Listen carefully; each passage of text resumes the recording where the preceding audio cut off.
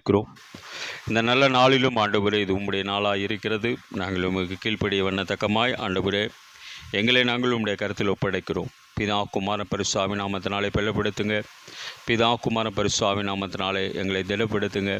பிதா குமார பரிசுத்த நாமத்தினாலே எங்களை வழி நடத்துங்கப்பா. வரதடைப்பட்டவர்களுக்காக செபிக்கிறோம். வந்த ஒவ்வொருவரோடு உம்முடைய அன்பின் பிரசன்னம் இருக்கட்டும். இயேசு கிறிஸ்து நாமத்தினால் செபிக்கிறோம். ஜெபங்களும் எங்கள் நல்ல பிதாவே, ஆமென்.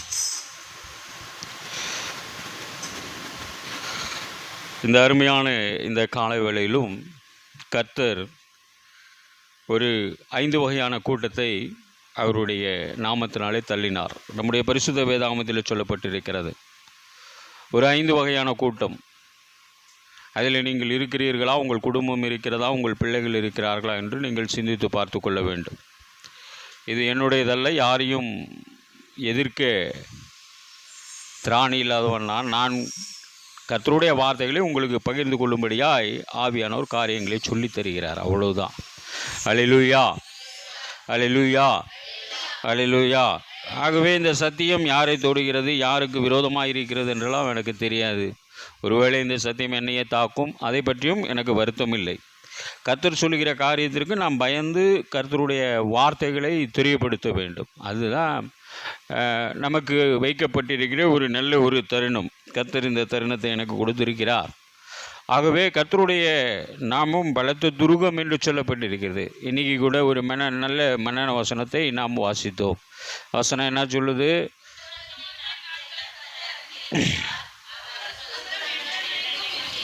அவ்வளோதாங்க. உத்தமர்களின் நாட்களை கர்த்தர் அறிந்திருக்கிறார். அவர்களுடைய சுதந்திரம் என்னன்றைக்கு இருக்கணும். இப்போ உங்களுக்கு சுதந்திரம் இருக்கணும். கூர்ந்து கவனியுங்கள். இந்த 5 பேருடைய வாழ்க்கையை தெரிந்து கொள்ளுங்கள். வாழ்க்கை வரலாறு இல்லாமல் நீங்கள் வாழ முடியாது. ஏனென்றால் சிறு வயதிலிருந்தே, பள்ளிக்கூட நாட்களிலிருந்தே அதை தான் இந்த உலகம் நமக்கு கற்றுத்தருகிறது. அசோகர் மரங்களை நட்டார் என்று எழுதினால்தான் உங்களுக்கு 2 மார்க் கிடைக்கும். அசோகர் மரங்களை நட்டார் என்றால் தான் எத்தனை மார்க் கிடைக்கும்? அதுதான் உலகம். இது நம்ம உலக பாடசாலையில் படிக்கும்போது இந்த ஆன்மீக பாடசாலைக்கும் உலக பாடசாலைக்கும் வித்தியாசம் இருக்கிறது. நீங்கள் ராஜ்யத்துக்கு போக வேண்டும் என்றால் கர்த்தர் உங்களை தள்ளாமல் பார்த்து கொள்ளுங்கள். அல்லேலூயா. கர்த்தர் உங்களை தள்ளாமல் பார்த்து கொள்ளுங்க. அது மட்டும் ரொம்ப ஜாக்கிரதையாக இருந்துக்குங்க. இது எனக்குரியது, உங்களுக்குரியது. அதுக்குனால நீ இப்படி என்னை போட்டு பார்த்துட்டியா, நாயெல்லாம் என்னை திட்டாதீங்க. நீங்கள் என்ன திட்டினாலும் எனக்கு அதை பற்றி ஒன்றும் உரைக்க போகிறது இல்லை. நான் மானம் கட்டவனா கூட வாழலாங்க. ஆனால் ஒரு மானமுள்ள குடும்பத்தில் பிறந்திருக்கேன். ஒரு மெய்யான தெய்வத்தை என் கையில் கொடுத்துட்டு போயிருக்காங்க எனக்கு மானம் உள்ளவர்கள். அப்போ அந்த தெய்வத்தின் தன்மைகளை நாம் முதலாவது அறிந்து கொள்ள வேண்டும். யாத்திராகமம் 15ஆம் அதிகாரம் முதல் தள்ளுதல் நமக்கு வேதத்திலே கொடுக்கப்பட்டிருக்கிறது. யாத்திராகமம் 15ஆம் அதிகாரம் முதல் வசனத்தை பார்க்கும்போது, அப்பொழுது மோசே இஸ்ரவேல் புத்திரரும் கர்த்தரை புகழ்ந்து பாடின பாட்டு, கர்த்தரை பாடுவேன், அவர் மகிமையாய் வெற்றி சிறந்தார், குதிரையும் குதிரை வீரனையும் கடலிலே தள்ளினார். ஒரு விரோதியாய் காணப்பட்ட எகிப்தின் அரசனையும் அவனுடைய கூடார மக்களையும் கர்த்தர் எங்கே தள்ளி விட்டாருங்க? எங்கே தள்ளினாருங்க? எங்கே தள்ளினாருங்க? எங்கே தள்ளினாருங்க? நீங்கள் 14ஆம் அதிகாரத்திலே பார்த்தீங்கள் என்றால்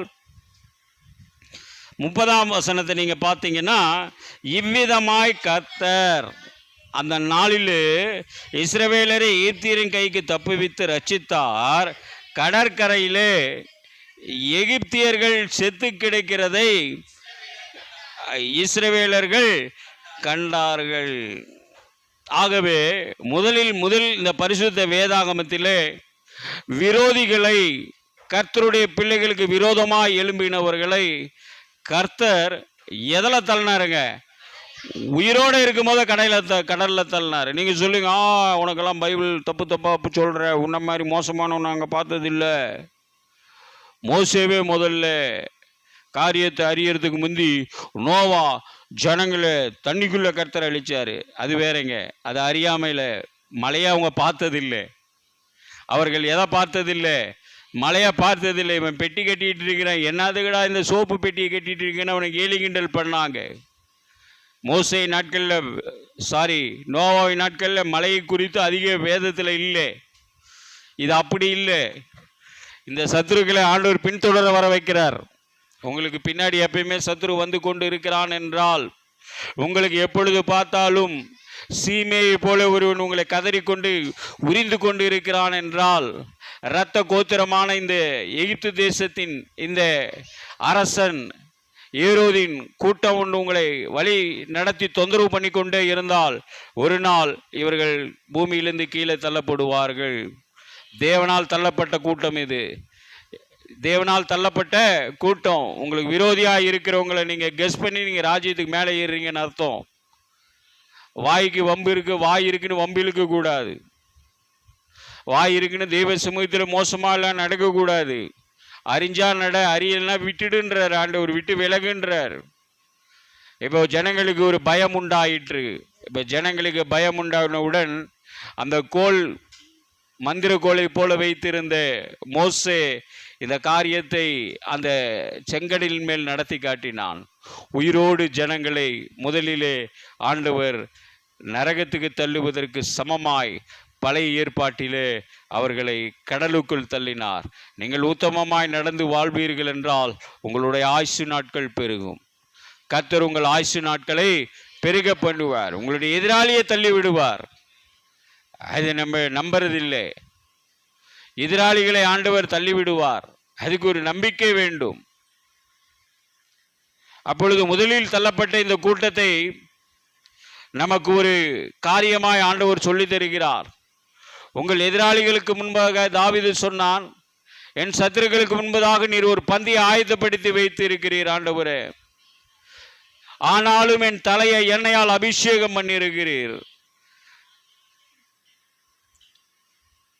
சத்தியமா நீங்க யாருங்க இல்லை, எதோ ஓடுது.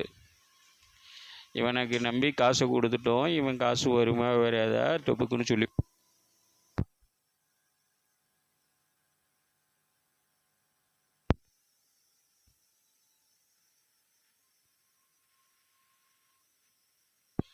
அல்லேலூயா.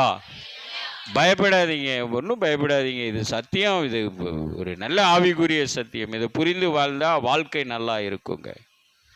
பார்வோனே அவன் சேனையும் கத்தர் கொண்டு போய் தள்ளுறாரு பாருங்க. இது நமக்கு எச்சரிப்பு தான். நம்முடைய லைஃப் கத்தருக்குள் இருந்தால் கத்தர் பார்த்துக்குவாருங்க. பயப்பட வேண்டிய அவசியமெல்லாம் இல்லை. நீங்கள் சுயநினைவற்று கடந்தாலும் நீங்கள் கத்தருடைய பிள்ளையாக இருந்தால் ஏற்ற வேளையில் உங்களை எழுப்பி உணவை தந்தது தான் கர்த்தருடைய நாமம். அல்லேலூயா. எலியாவின் வாழ்க்கையை நீங்கள் நல்லா படிச்சிங்கன்னா அதெல்லாம் தெரிந்து கொள்ள முடியும். அவன் கர்த்தர்கிட்ட பேசணும்னு ஆசைப்படுறான். கர்த்தரும் கோபத்தோடு இறங்குறாரு. அவனுக்கு அந்த சிஸ்டம்லாம் தெரியும். அவன் அந்த சிஸ்டத்தின்படி அப்புறம் கர்த்தர் அப்படியே மெல்ல அமர்ந்த போது அந்த மெல்லிய காற்றில் கர்த்தர்கிட்ட பேசி பழகிறான். இப்போ நமக்கு சோதனை வரும்போது காற்று பலமாக அடிக்கிற இடத்துல நீங்கள் இருக்கக்கூடாது. அந்த இடத்த விட்டு தள்ளி வந்து கர்த்தருக்கு முன்பதாக நீங்கள் அமர்ந்திருக்க வேண்டும். அவரே தேவன் என்று நீங்கள் அறிந்து கொள்ள முடியும். அப்போ தேவன் இந்த இடத்துல இவர்களை தள்ளி ஒரு மிகப்பெரிய காரியத்திலிருந்து இவர்களுக்கு விடுதலை கொடுத்தார்.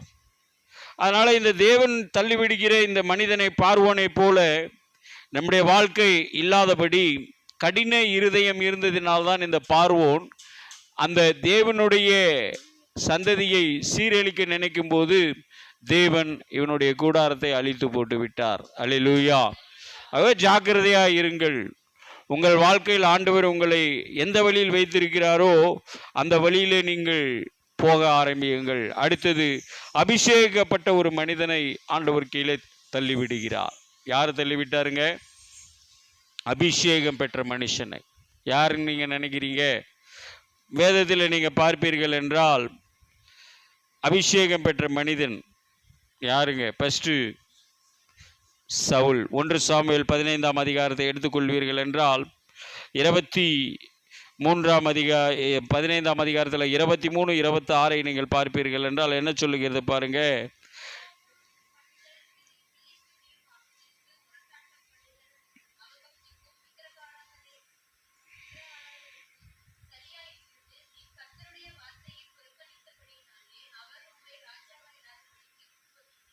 புறக்கணித்து தள்ளினார்.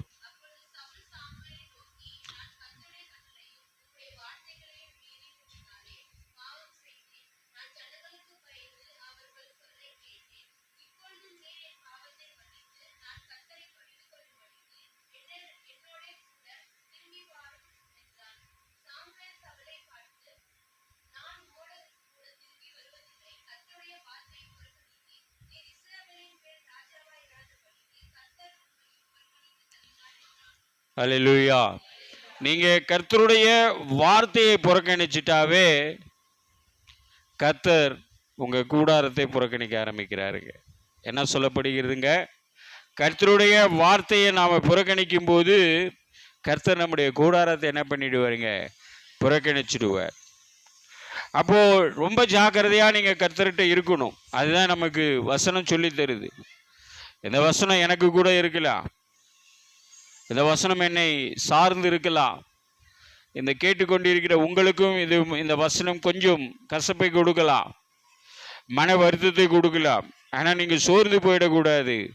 கர்த்தர் யுத்த வீரனையும் குதிரை வீரனையும் கடலிலே தள்ளினது போல உங்கள் பாவங்களை தள்ளி உங்களுக்கு ரட்சிப்பு என்னும் கேடகத்தை கர்த்தர் கட்டளையிட்டு இருக்கிறார். என்ன கேடகத்தை கட்டளையிட்டு இருக்காருங்க? ரட்சிப்பு என்னும் கேடகத்தை கொடுத்திருக்கிறார். அந்த ரட்சிப்பு உங்களுக்கு சகலத்தையும் உங்களை வழி நடத்தும். அந்த ரட்சிப்பு உங்களுக்கு விடுதலை கொடுக்கும். அந்த ரட்சிப்பின் வார்த்தை உங்களை கர்த்தருக்குள் வழி நடத்தப்படும். அதான் நான் சொன்னேன், நான் இங்கே ஆரம்பிக்கும் போது என் நரம்பு தளர்ச்சி இல்லை, அந்த அந்த வியாதியினுடைய தன்மை எனக்கு வெளியே வருது. அது என்னை அடக்குது. முடியல, முடியாது, இது நீ நடத்த முடியாது.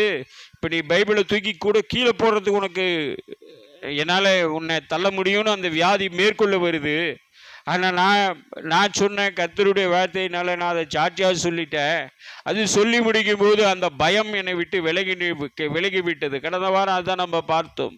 ஆகாஷ் ராஜாவுக்கு ஆண்டவர் சொன்னார், முதல்ல பயப்படாதிரு, இரண்டாவது அமர்ந்திரு, மூணாவது உன் இருதயத்தை துவள விடாதே. கரங்களை தேடிங்க. நீங்கள் இருதயத்தை துவள விட்டுனா ஒன்றும் பண்ண முடியாது. இப்போ நேரம் ஆஸ்பத்திரியில் போய் இந்த ஓய்வு நாளை அசட்டை பண்ணியிருக்க முடியும். ஓய்வு நாளுக்கு விரோதமாக நான் உக்காந்துருப்பேன். தேவ சமூகத்தை விட்டு பிசாசி சமூகத்தில் போய் ஆஸ்பத்திரியில் பார்த்துருப்பேன். ஐயோ எனக்கு இப்படி ஆகிடுச்சுங்க, நான் எவ்வளோ நாள் தாங்குவேன், ஐயோன்னு. இல்லை, நீங்கள் கர்த்தருடைய ரட்சிப்பின் வஸ்திரத்தை வைத்து கொண்டு இருப்பீர்கள் என்றால், கர்த்தர் உங்களை புறக்கணிக்காது இருக்கும்போது மனிதன் புறக்கணித்தாலும் இந்த தேவன் நிச்சயமாய் உங்களுக்கு சுகம்பலனை கட்டளையிடுவார். கர்த்தரால் கூடாத காரியம் ஒன்றுமில்லை. அப்போ நீங்கள் அமர்ந்திருக்க கற்றுக்கொள்ள வேண்டும். அமர்ந்திருந்து நானே தேவன் என்று அறிந்து கொள்ளுங்க. இப்போ நான் அமர்ந்திருக்கிறேன், என் தேவன் எப்படினாலும் என்னை காப்பாற்றுவார். எனக்கு தெரியும், என்னுடைய தேவைகளை சந்திப்பா. அவ்வளவும் முடியல, காலையிலேருந்தே தடுமாட்டி இருந்தா, லெஃப்டில் எடுத்தா ரைட்டில் போ, ரைட்டில் ஏதோ ஒன்று போய் ஒரு பிரச்சனையை முடிச்சுட்டு வந்தேன்.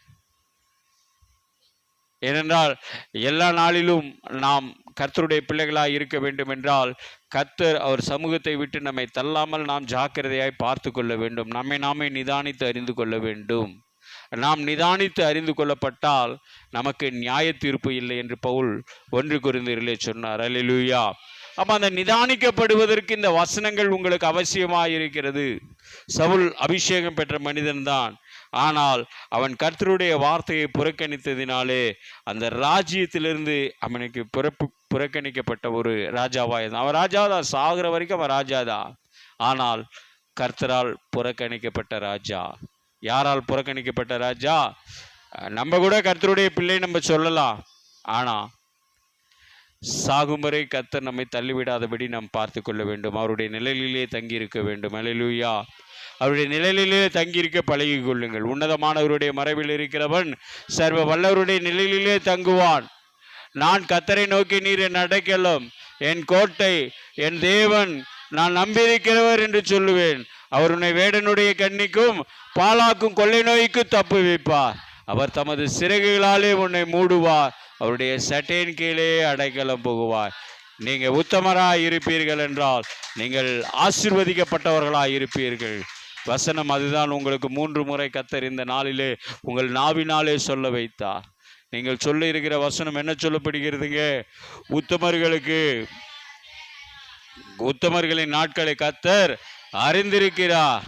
அப்போ உங்கள் நாட்களை கர்த்தர் அறிந்ததுனால இந்த வருடம் முழுவதும் அவர் உங்களை புறக்கணியாமல் உங்களை ஆசீர்வதிக்க வல்லமை உள்ளவராக இருக்கிறார். உங்களுடைய தேவைகளை நீங்கள் அவர்கிட்ட சொல்லி கேளுங்க. உங்கள் குறைகளை எல்லாம் அவர்கிட்ட சொல்லுங்க, அவர் நிறைவாக்குவார். என் குறையை நான் சொன்னேன், ஐயோ இப்படி உதடு தருமாறுது, என்னுடைய உடலின் நிலை மோசமாகுது, என் நரம்பு எனக்கு விரோதமாக நிற்குது, ஆனால் இப்போ ஆண்டவர் எனக்கு கொஞ்சம் பலனை கொடுத்தார். அது என்னன்னா, நாம் நம்மை அவர்கிட்ட ஒப்பு கொடுக்க வேண்டும். நாம் நம்மை அவரிடத்தில் நம்முடைய ஆவி, ஆத்மா, சரீரத்தை யார்கிட்ட ஒப்பு கொடுக்கணும்? கர்த்தரிடத்தில் ஒப்பு கொடுக்க வேண்டும். நீங்கள் ஒப்பு கொடுத்து பாருங்க, கர்த்தர் உங்களை புறக்கணிய விடார். கர்த்தர் இந்த மனிதனை புறக்கணித்ததினாலே தேசத்தில் எவ்வளோ பிரச்சனைகள் ஏற்பட்டது. அந்த மனிதன் நொந்து போய் கொண்டிருந்தான். இந்த மனிதனுக்காக அவன் நொந்து போனவனாய் காணப்பட்டார் சாமுவேல். அதுக்கு அடுத்தது நெபுகாத் நேச்சரை தள்ளின கர்த்தர். இன்னொருவர் யாருங்க? நெபுகாத் நேச்சர். நீங்கள் தானியேலின் புஸ்தகத்தை எடுத்துக்கொண்டு பார்ப்பீர்கள் என்றால், தானியேல் புஸ்தகம் 4ஆம் அதிகாரம் 24ஆம் வசனத்தை நீங்கள் பார்ப்பீர்கள் என்றால், ராஜாவே, தானியேல் 4ஆம் அதிகாரம் 24ஆம் வசனம், ராஜாவே, அதன் அர்த்தமும், ராஜாவாகி என் ஆண்டவரின் பேரில் உன்னதமானவருடைய தீர்மானமும் என்னவென்றால், மனுஷனிலிருந்து நீர் முதலாவது என்னப்படப்படுகிறீர்? தள்ளிவிடப்படுகிறீர். நீர் என்ன மிருகங்களோடு, வெளியின் மிருகங்களோடு நீர் சஞ்சரிப்பீர். மாடுகளைப் போல புல்லையும் வீர். உன்னதமானவர் கொடுக்க வருகிறார். அறிந்து கொள்ள மட்டும் 7 காலங்கள் கடந்து போக வேண்டும். பாருங்க, நம்ம நாட்டில் ஒரு வான சாஸ்திரியின் காரியத்தை வச்சு சொல்லுவாங்க, இப்போதைக்கு உனக்கு 7:30 ஸ்டார்ட் ஆகிடுச்சு. என்ன ஸ்டார்ட் ஆகிடுச்சின்னு சொல்கிறாங்க? 7:30 ஸ்டார்ட் ஆகிடுச்சு. அது உனக்கு கிளியர் ஆகிறதுக்கு ரொம்ப நாளாகும். அதுக்கு நீ இங்கே போயிட்டு வரணும், அங்கே போயிட்டு வரணும், உலக விளக்கும். அதனால் நம்முடைய வேதத்தில் ஒரு மனிதன் தேவனை அறிந்து கொள்வதற்கு அந்த மனிதனை தேவன் தாழ்த்தி அவனுக்கு 7 காலத்தை வைத்திருக்கிறார். எத்தனை காலத்தை வச்சுருந்தாருங்க? 7 காலம். அது எத்தனை வருஷன்றதெல்லாம் நீங்கள் வேதத்தின் அடிப்படையில் கண்டுபிடிக்கலாம். ஒன்றும் பெரிய சூத்திரமெல்லாம் இல்லை. அது தள்ளப்பட்ட நாட்களே இன்றைக்கி அந்த பிசாசு அதில் ஒரு அறையை கூட்டணும், அவ்வளோதான். இந்த வேதத்துலேருந்து ஒரு 7 காலம் உனக்கு தண்டனை இருக்கிறது ஆண்டவர் சொன்னார். அவன் என்ன பண்ணிட்டாங்க? 7:30 நடக்குதுன்ட்டான் உனக்கு. அது உனக்கு நடந்தால் எதுவுமே உருப்பட மாட்டேன். ஒன்றா ஜனங்க பயந்துருவாங்க. அதுக்கு ஏதாவது பரிகாரம் இருக்கான்னு கேட்பாங்க. இந்த மனுஷனையும் ஆண்டவர் தள்ளினார். 7 காலம் அவன் ஆகாயத்து பறவைகளைப் போல பனியிலே நனைந்து அவன் கடினப்பட்டு இருந்தான். 32ஆம் வசனத்தை நீங்கள் பார்க்கும்போது, மனுஷனிலிருந்து தள்ளப்படுவாய்.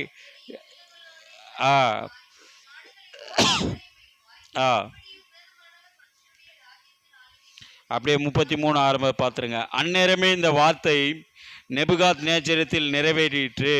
அவன் மனுஷனிலிருந்து தள்ளப்பட்டான். போதும் விட்டுடுங்க. கர்த்தர் உங்களை தள்ளிட்டாரு அப்படின்னு நீங்கள் தெரிஞ்சீங்கன்னா, அடுத்தது நீங்கள் யாராலும் தள்ளப்பட்டு விடுவீங்க? மனுஷனாலும் தள்ளப்பட்டுடுவீங்க. சவுல் கர்த்தரால் தள்ளப்பட்டா, பிறகு ஜனங்களால் தள்ளப்பட்டா, பிறகு அவன் இந்த தேவனை அறியாத ஜனத்திடம் போய் குறிக்கேட்டு அவனுடைய கூடாரம் முழுவதும் அழிக்கப்பட்டு விட்டது. அவனுக்கு எந்த ஒரு மனிதனாலும் உதவி செய்ய முடியவில்லை.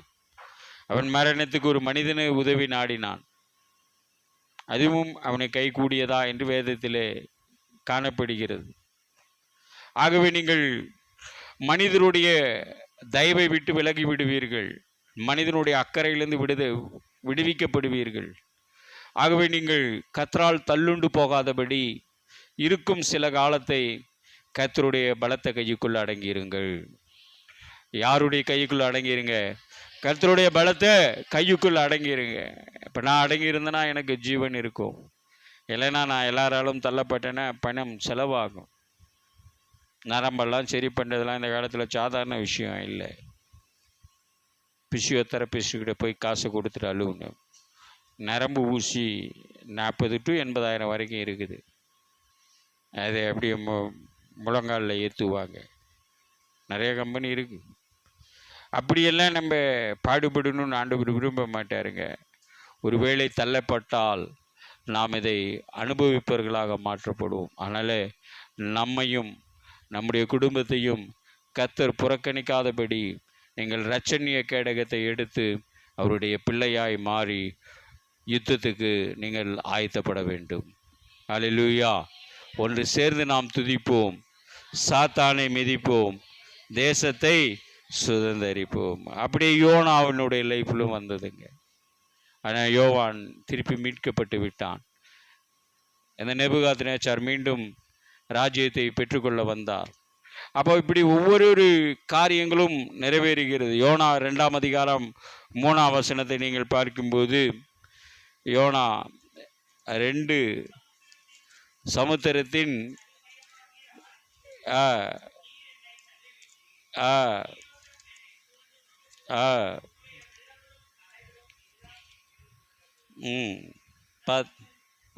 படிங்க. உம்முடைய கண்களுக்கு இராதபடி தள்ளப்பட்டேன், ஆகிலும் இன்னமும் உம்முடைய பரிசுத்த ஆலயத்தை நோக்குவேன். அல்லேலூயா. நீங்க தேவனுடைய ஆலயத்தை, இன்னும் உம்முடைய பரிசுத்த ஆலயத்தை நோக்குவேன் என்றேன். கரங்களை தட்டிங்க. எந்த பிரச்சனை உங்களை இந்த பூமியில் தள்ளனாலும் நீங்கள் பரிசுத்த தேவனுடைய ஆலயத்தை நோக்கி வர வேண்டும். கொஞ்சம் உற்சாகமாக தட்டிங்க. தேவாலயத்துக்கு தான் வர சொன்னேன்,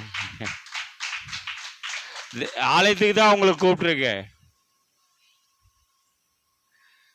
ஆலயத்துக்கு தான் ஆண்டவர் புறப்பட்டு வாருங்கள் சொல்கிறாரு. வருத்தப்பட்டு பாரம் சுமக்கிறவர்களே, நீங்கள் யாராக இருந்தாலும் பரிசுத்த ஆலயமாகிய தேவனிடத்தில் வாருங்கள்னு கூப்பிட்டாரு. ஏன்னா நீங்களே ஜீவனுள்ள தேவனுடைய ஆலயமாக இருக்கிறீங்க. அப்போ நீங்கள் தாங்க வரணும். நீங்கள் ஆலயமாக இருக்கிறீங்க, தேவன் பரிசுத்த ஆலயமாக இருக்கிறார். நீங்கள் 2 இணைந்தால் அந்த இடத்தில் சத்தியம் உங்களை பாதுகாக்கும். சத்தியத்தை அறிவீர்கள், சத்தியம் உங்களை விடுதலையாக்கும். பார்வோனை தள்ளின தேவன் உங்களை தள்ளாமல் பார்த்து கொள்ளுங்கள். சவுலை தள்ளின கர்த்தர் உங்களையும் உங்கள் குடும்பத்தையும் தள்ளாமல் பார்த்து கொள்ளுங்கள்.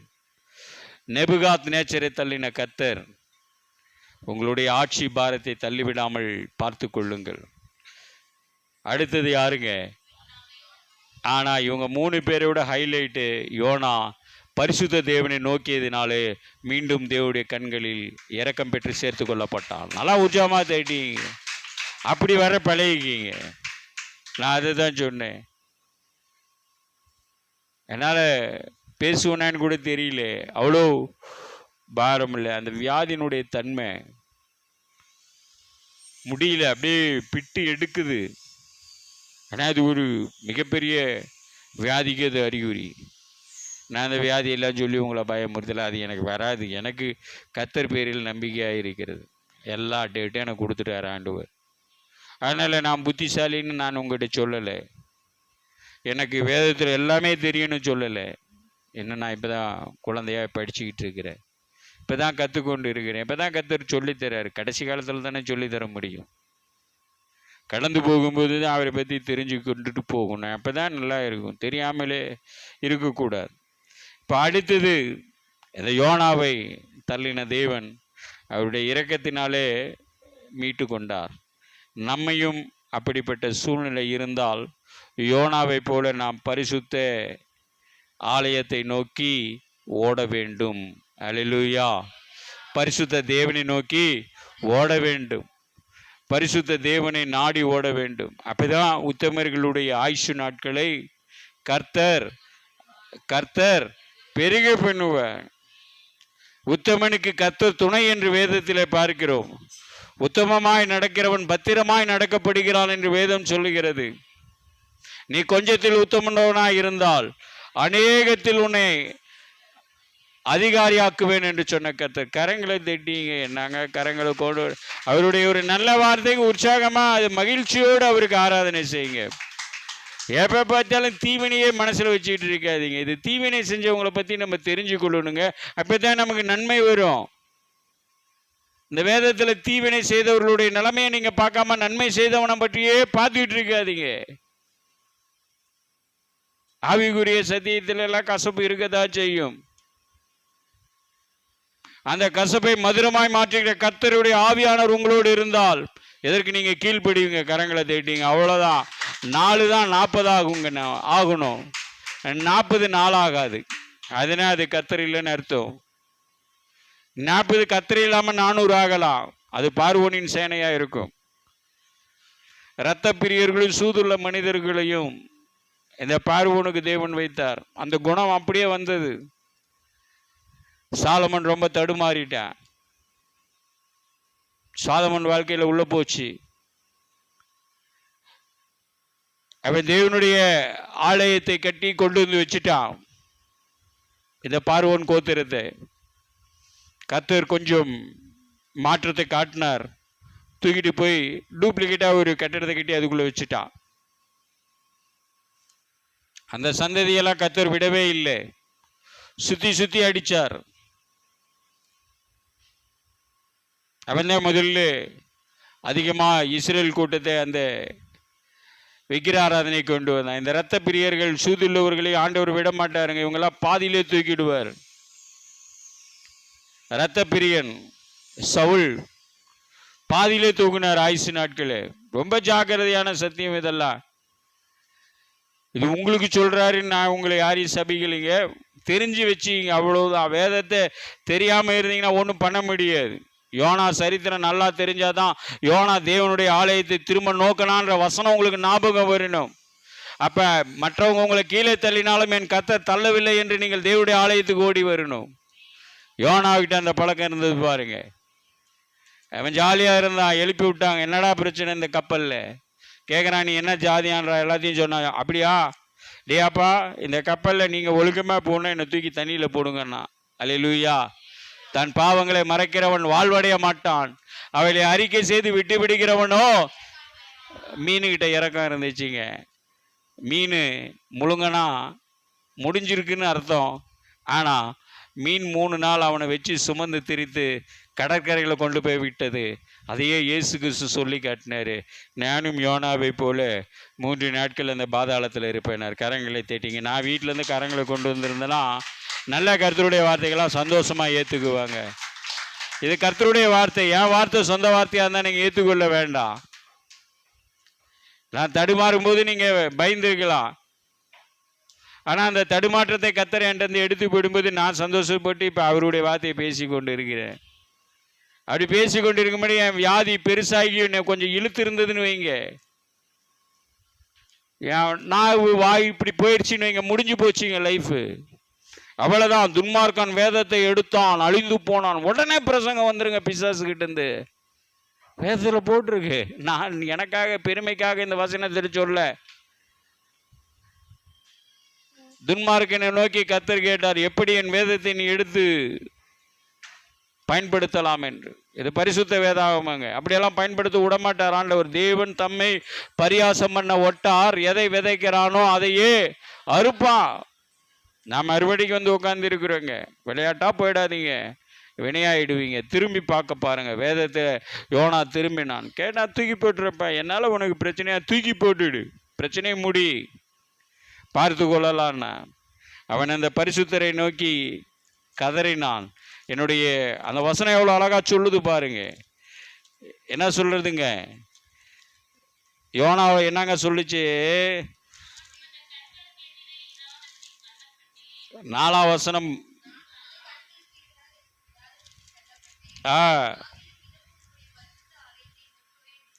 உம்முடைய பரிசுத்த ஆலயத்தை நோக்குவேன்.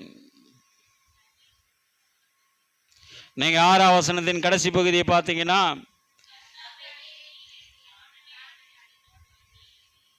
கர்த்தாவே கர்த்தாவே என் பிராணனை அழிவுக்கு, கரங்களை தட்டிங்க. 10 மாதம் அவர் தாங்க உங்களுக்கு பிராணனுக்கு ஜீவனை கொடுத்தவருங்க. எனக்கெல்லாம் கொடுத்துருக்கிறார். இன்னும் எனக்கு கொஞ்சம் காலம் வேணும்னு கேட்டுட்டு இருக்கிறேன். சுதந்திர பறவையாக வெளியே போகணும், சுதந்திரமாக இருக்கணும். எனக்கு இன்னும் 3 வருஷம் தான் டைம் இருக்குது. அந்த 3 வருஷத்துக்கு பிறகு எனக்கு நல்ல சுதந்திரத்தை ஆண்டவர் கொடுப்பாருங்க. எனக்கு நம்பிக்கை இருக்குது. அதனால் பரலோகம் போய்டுவோன்னு நினைக்காதீங்க. இந்த பூமியில் சுதந்திரமாக வாழ்றதுக்கு ஆண்டவர் எல்லாருக்கும் ஒரு குறிப்பிட்ட டைம் வச்சுருப்பார். அதன் பிறகு இந்த யோனாவை போல தான் நம்ம பேசணும். இந்த யோனா அழகா சொல்கிறாரு, என் ஆத்துமா என்னில் தோய்ந்து போகையில் கர்த்தரை நினைத்தேன், அப்பொழுது அவர் என் விண்ணப்பம் உமது பரிசுத்த ஆலயத்தில் உம்மிடத்தில் வந்து சேர்ந்தது. கரங்களை தட்டிங்க. 7ஆம் வசனம் சொல்லுதுங்க. 6ஆம் வசனம் சொன்னார், கர்த்தாவே நீர் என் பிராணனை அழிவுக்கு தப்புவிப்பீர். 7ஆம் வசனம், என் ஆத்துமா எப்போ தோய்ந்து போனாலும் கர்த்தரை நினைக்கிறீங்களா? உங்கள் ஆத்துமா தோய்ந்து போனால் எப்பொழுதும் கர்த்தரை நினைங்க. கர்த்தரை நோக்கி அமர்ந்துருங்க. கர்த்தரின் மேய்ப்பராக இருக்கிற நான் தாழ்ச்சி அடையேன்னு சொல்லுங்க. அவர் உங்களை புல்லுள்ள இடங்களில் மேய்த்து அமர்ந்த தண்ணீர் அண்டைக்கு உங்களை கொண்டு போய் விடுவா. அமர்ந்த தண்ணீர் அண்டை கொண்டு போய் விடுவா. அப்போ உங்கள் வயசு பெருகும். அந்த அதிகாரத்தில் சொல்லப்படும், நன்மையும் கிருபையும் என்னை தொடரும், ஜீவனுள்ள நாட்களெல்லாம் நன்மையும் கிருபையும் என்னை தொடரும், நானோ தேவனுடைய வீட்டில் நீடித்த நாட்களாய் நிலைத்திருப்பேன். அப்போ ஆயுசும் பெருக்குது பாருங்க. ஆண்டவர் உங்களை தள்ளிட்டாருன்றதையும் தெரிஞ்சுக்கிங்க. ஆனால் தலனாலும் தப்பி பிடிச்சி நீங்கள் கரை ஏறிட்டீங்கன்னு வைங்க, அந்த கரையிலே உங்கள் ஆத்மா தோய்ந்து போகையில் கர்த்தருடைய பரிசுத்த பேராலயத்தில் உங்களுடைய விண்ணப்பத்தை அவர் கேட்டு, அவருடைய ஆலயத்தில் உம்மிடத்தில் வந்து உங்களுடைய விண்ணப்பத்தை கேட்டு மெய்யாகவே உங்களுக்கு விடுதலை கொடுத்து பாருங்க. 9ஆம் வசனத்தை பாருங்க. நானவெனில் துதியில் கர்த்தரோடே உமக்கு பலியிடுவேன். இன்னும் உற்சாகமாக கரங்களை தேடிங்க. ரட்சிப்பு கர்த்தருடையது, அவ்வளோதாங்க. அந்த வசனம் யாரையும் தாக்கலை, தெரிஞ்சு வச்சுக்கிங்க. கடைசியாக இவ்வளோ நல்ல மனுஷனை பார்த்துட்டோம். கடைசியாக தள்ளப்பட்ட ஒரே ஒருவன், அவன் வாழ்க்கை உள்ளுமே தள்ளப்பட்டான். அவனுடைய கூடாரமும் தள்ளப்பட போகிறது. அவனோடு சேர்ந்த மக்களும் தள்ளப்பட போகிறவங்க. அவங்க யாருங்க? லூசிப்பர். அவன் யாருங்க? அவன் யாருங்க? அவன் யாருங்க? லூசிப்பர். ஏசாயா 14ஆம் அதிகாரம் 12ஆம் வசனத்துலேருந்து 15ஆம் வசனம் வரைக்கும் அவனை குறித்து இருக்கும். நீங்கள் பார்த்தீங்கன்னா அவன் எப்படிப்பட்டவனாக இருக்கப்படுறாங்க? தள்ளப்பட்டவனாய் காணப்படுறான். கடந்த வாரமே உங்களுக்கு வெளிப்படுத்தின விசேஷத்தில் என்னத்தை சொல்லி கொடுத்தாங்க? கடந்த வாரம் வெளிப்படுத்தின விசேஷத்தில் எல்லாம் வசனத்தை குறிச்சிங்க. அது என்னத்தை குறித்து பார்த்தீங்க?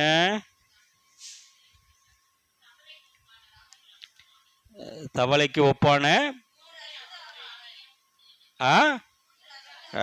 பாருங்க.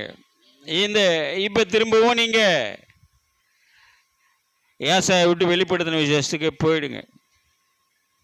போன தடவையும் பார்த்தோம், 2 கொல்லிக்கட்டையை பார்த்து பார்த்தோம். நேற்று எரிகிற புகைக்கிற கொல்லிக்கட்டை, அதில் நிறையா சூடுபட்டவனுக்கு தான் அந்த வழியெல்லாம் தெரியும், உங்களுக்கு தெரியாது. அது புகஞ்சிக்கிட்டே இருக்கும். அது எப்போ மூக்குக்குள்ளே ஏறணும்னு தெரியாது, எப்போ எரிச்சலை கொடுக்கணும்னு நமக்கு தெரியாது. ஆனாலும் நாம் ஜாக்கிரதை உள்ளவர்களாக இருக்க வேண்டும். இப்போ வெளிப்படுத்தின விசேஷத்தை நீங்கள் பார்க்கும்போது 12ஆம் அதிகாரம் 9ஆம் வசனத்தை பார்க்கும்போது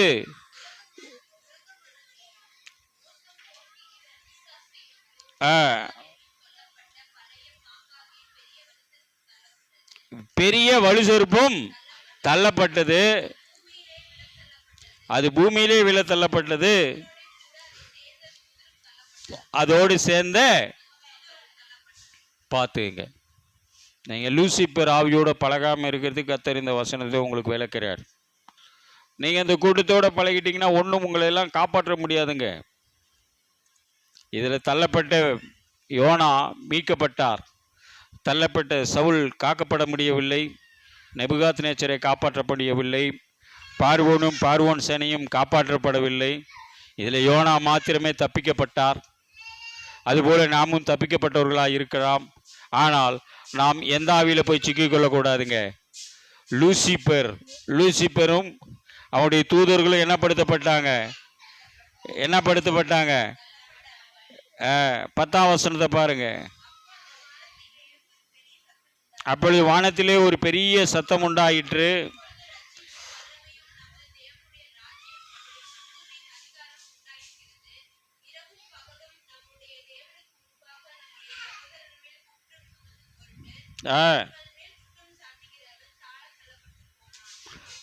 யார் மேல குற்றம் சாட்டப்பட்டவன்க? தன்னுடைய சகோதரன் மேல் குற்றம் சாட்டப்பட்டவன் என்னப்படுத்தப்பட்டாங்க? தாள தள்ளப்பட்டு போனேன். பார்த்துங்க. குற்றத்தை மன்னிக்க கற்றுக்கொள்ளுங்கள், இல்லாவிட்டால் நீங்கள் வலு சர்ப்பத்தின் ஆவியோடு சேர்த்து கொள்ளப்படுவீர்கள். அந்த ஆவியோடு நீங்கள் சேர்க்கப்பட்டீங்கன்னா உங்களுக்கு இருள் தான் வைக்கப்பட்டிருக்கு. அந்த வலு சர்ப்பத்தின் ஆவியில முதல்ல சிக்குண்டவன் காயின். அந்த வலு சர்ப்பத்தின் ஆவியில இரண்டாவது சிக்குண்டவன் பீலையாம். அந்த வலு சர்ப்பத்தின் ஆவியில மூணாவது சிக்கப்பட்டவன் கோராகு. இந்த வம்சமெல்லாம் உங்கள் வீட்டிலே தலை தூக்குவது என்றால் ஆரம்பத்திலே தலையை தட்ட பார்த்து கொள்ளுங்கள். இப்படிப்பட்ட வம்சாவளிகள் உங்களுக்குள் எரிகிற கொல்லிகளை போல இருப்பார்கள் என்றால் உங்களுடைய எதிர்காலம் இல்லாமல் போய்விடும். எதற்கால் விசேஷித்த உபவாச ஜபத்தை நீங்கள் ஏறெடுக்க வேண்டும். இந்த வலு சர்ப்பத்தையும் வலு சர்ப்பத்தின் ஆவி உள்ள மனிதர்களோடு நீங்கள் சேர்ந்து கொள்ளப்பட்டீர்கள் என்றால் பார்வோனை போல, நான் தான் முதலே சொன்னேன், இந்த இரத்த பிரியரும் சூதுள்ள மனுஷரும் இரத்த சந்ததியும் ஆகி இருக்கிற பார்வோனை போல உயிரோடு தள்ளப்படுவீர்கள். உயிரோட தள்ளப்பட்டவன் தான் சவுல்லாம். ரொம்ப காம்ப்ளிகேட்டட். வேதத்தில் அபிஷேகம் பெற்றவனுடைய மரணம் கண்ணா பின்னமாய் சின்ன பின்னமாயி அதை கண்டுபிடித்து அந்த எலும்புகளை ஒன்று சேர்ந்து நீதிமானுடைய எலும்புகள் எல்லாம் எப்படி இருக்க வேண்டும் என்று தாவீது அரசன் அதை கண்டுபிடித்து கொண்டு போய் வைத்தான். முடியல. தாவீது அவனுக்காய் புலம்பலை பாட்டு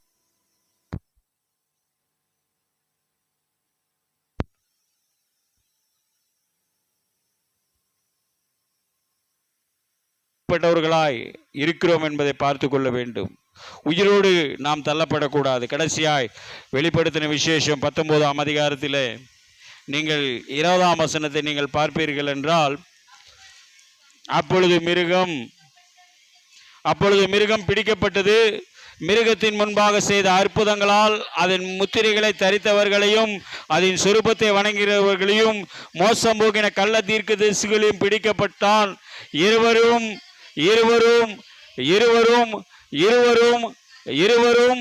எரிகிற அக்னிகடலிலே உயிரோடே தள்ளப்பட்டார்கள். அல்லேலூயா. பார்த்துங்க, உயிரோட போயிடுவாங்க.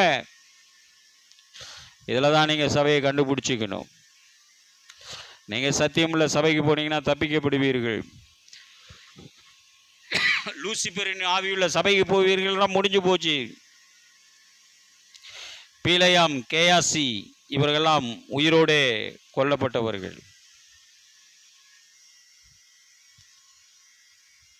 இவங்கெல்லாம் என்ன பண்றாங்க என்னன்னே தெரியல. தீர்க்கதரிசி பீலையாம் அருமையான மோசேவின் கண்களுக்கு அன்னைக்கு தேசத்தை அழிக்கப்படும்போது தெரியல, முடிச்சுட்டு வந்து சொல்றாங்க, அந்த ஊரில் ஒரு தீர்க்கதரிசி நம்மளாம் கொண்டு விட்டு வந்துட்டார் ஆசான்ட்டாங்க. ஒரே விதத்தில் முடிச்சிட்டான். வசனம் தெளிவாக இருக்கிறது. ஜாக்கிரதை உள்ள சபையை கண்டுபிடிங்க. கர்த்தரை அசட்டை பண்ணிட்டு இருக்காதீங்க. கர்த்தரெல்லாம் ஒரு மாதிரி இருக்கிறாரு. அவரை பற்றி வேதத்தில் நிறைய இருக்குது. அவர் அக்னிமயமானவர்னு இருக்கார். அவர் கர்த்தருடைய பிள்ளைகளுக்கு விரோதமாக எழும்புகிற மேல் கோபம் கொண்டு இருக்கிறாருலாம் இருக்குங்க. எவ்வளோ வசனம் நம்முடைய தேவனை குறித்து நமக்கு தெளிவாக இருக்கிறது. நீங்கள் தள்ளப்பட்ட வாழ்க்கை வேண்டாம். கர்த்தரோடு இணைக்கப்பட்ட வாழ்க்கைக்கு வர வேண்டும் என்றால் நீங்கள் உத்தமர்களாய் நீங்கள் மாறும்போது கர்த்தர் உங்கள் ஆயுசு நாட்களை என்னப்படுத்துவாருங்க. கர்த்தர் உங்கள் ஆயுசு நாட்களை என்ன பண்ணுவாருங்க? பெருக பண்ணுவார். அடுத்தது, அடைய கையை கொண்டு வந்து தட்டி முடிச்சிடுங்க. நீங்கள் தட்டலன்னு தான் நான் சொல்லிக்கிட்டு இருக்கிறேன். கர்த்தர் உத்தமர்களின் அடுத்த வார்த்தைங்க, கரங்களை தட்டிங்க. அவ்வளோதாங்க. ஏங்க ஒரு திருக்குறள் இன்னைக்கு கேட்டாலும் நல்லா படித்த பிள்ளைங்க சொல்லுவாங்க. 60 வயசுலேயும் திருக்குறளை சொல்லுங்கன்னா நல்லா படித்த பிள்ளைங்க சொல்லுவாங்க. அதுதாங்க பைபிள். திருக்குறளை போல் 2 வார்த்தை தான் உங்களை 3 தடவை மனப்பாட வசனமாக சொல்கிறேன். பார்க்காமலாம் சொல்லலை. அதை பார்த்து சொன்னீங்க, ஒரு வார்த்தையை வைக்கிறீங்க, ஒரு வார்த்தையை மறந்துடுறீங்க. பாதி கிணறு தாண்ட முடியாதுங்க. ராஜ்யம்ன்றது கர்த்தருடையது. ரட்சிப்பு யாருடையதுங்க? இன்றைக்கி ரட்சிப்பு மனுஷனுடையதுன்னு ஓடிக்கிட்டு இருக்காங்க. அவங்களெல்லாம் உயிரோடு தள்ளி போடுறான்றாரு ஆண்டவர். வேணாம்பா நம்ம கேட்பா அந்த பிரச்சனை.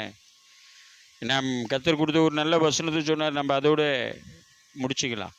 அப்படியே 20ஆம் அதிகாரம் 10ஆம் வசனத்தை பார்த்து முடிச்சுக்கலாம். பாருங்கள், 20:10 பாருங்களேன். வெளிப்படுத்தல் 20:10 பார்த்துங்க. ஆ ம் ஆ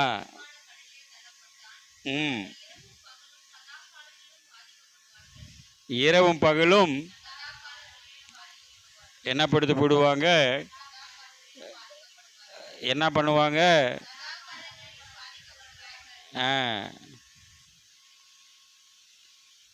அப்படியே 22:11 வந்துருங்க பார்க்கலாம். புக்கு முடிய போகுது. அவ்வளோதாங்க. அநியாயம் செய்கிறவன் இன்னும் அநியாயம் செய்யட்டும், அசுத்தமாயிருக்கிறவன் இன்னும், அவ்வளோதாங்க. நீதி உள்ளவன் நீதி செய்யட்டும். என்னவா இருக்கணுங்க? என்னவா இருக்கணும்? பரிசுத்தமாக இருக்கிறவன் இன்னும் என்னவா இருக்கணுங்க? அவ்வளோதாங்க. நீங்கள் இதை குறித்தெல்லாம் பயப்படாதீங்க.